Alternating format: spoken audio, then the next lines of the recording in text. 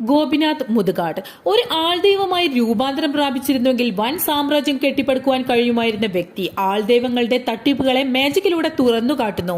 1964 വർഷം ഏപ്രിൽ 10 മലപ്പുറം ജില്ലയിലെ കവളമുക്കട്ടയിൽ കവണശ്ശേരി കുഞ്ഞുണ്ണി നായരുടെയും മുതുകാട് ദേവകിയമ്മയുടെയും മകനായി ജനനം. 10ാമത്തെ വയസ്സു മുതൽ മാജിക് പരിശീലനം ആരംഭിച്ചു. മഞ്ചേരി NSS കോളേജിൽ നിന്നും ഗണിതശാസ്ത്രത്തിൽ ബിരുദം നേടി. തുടർന്ന് LLB പഠനം തുടങ്ങിയെങ്കിലും മാജിക്കിനോട് ആവേശം മൂലം പഠനം ഉപേക്ഷിച്ച് മാജിക് രംഗത്ത് നിലയുറപ്പിച്ചു.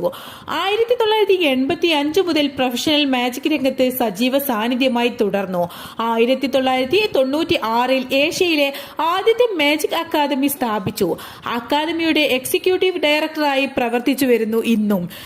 നിലമ്പൂർ ആസ്ഥാനമാക്കി മുതുകാട് മാജിക്കൽ എന്റർടൈനേഴ്സ് എന്ന പേരിൽ ഒരു മാജിക് ട്രൂപ്പിന് ഇദ്ദേഹം രൂപം കൊടുത്തു. ഇന്ത്യയിലും വിദേശത്തുമായി നിരവധി വേദികളിൽ പരിപാടി അവതരിപ്പിച്ച് ഈ ട്രൂപ്പ് മുന്നേറുകയാണ്.